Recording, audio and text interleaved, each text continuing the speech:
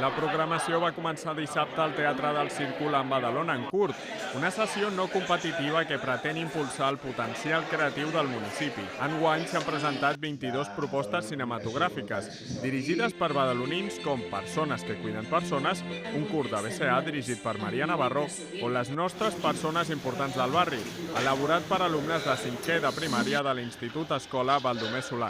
La presència del festival també es va fer sentir pels carrers de la ciutat, i és que la batucada de filmets, a càrrec del grup O Barullo, va animar dissabte els passejants a assistir a les diferents sessions programades. Diumenge al matí va ser el torn dels infants amb la sessió Filmets en família.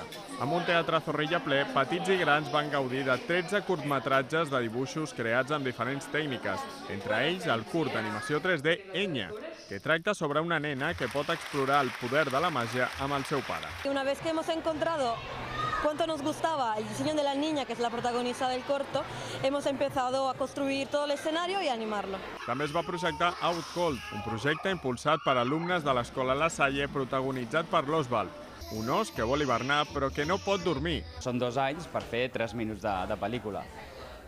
Molta feina per poc temps, però realment després val la pena perquè durant tot un any poden anar al circuit de festivals i en aquest cas estar aquí Filmets, estan supercontents els nois i és un orgull. Entre els assistents hi ha infants i joves que descobrien per primera vegada el Festival Badaloní i d'altres que any rere any són fidels a aquesta cita.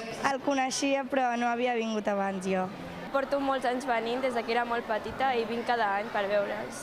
Les creacions internacionals també juguen un paper destacat en la programació de Filmets. Un exemple clar és la sessió dels BAFTA, on es projecten els nominats i guanyadors a millor curtmetratge del festival organitzat per l'Acadèmia Britànica. La sessió que ha tingut lloc aquest diumenge ha reconegut el curt Rock Paper Scissors de Franz Boms com a millor curtmetratge d'aquesta edició dels BAFTA. Muestra una diversidad de el talento de cómo están creando los jóvenes o no tan jóvenes cineastas y realmente eso es lo que queremos también premiar en ediciones como esto para que realmente se valora todo el esfuerzo, la creatividad. D'altra banda, el millor curtmetratge d'animació ha estat Wonder to Wonder, un film de menys de 15 minuts coproduït entre els Països Baixos, França, Bèlgica i el Regne Unit.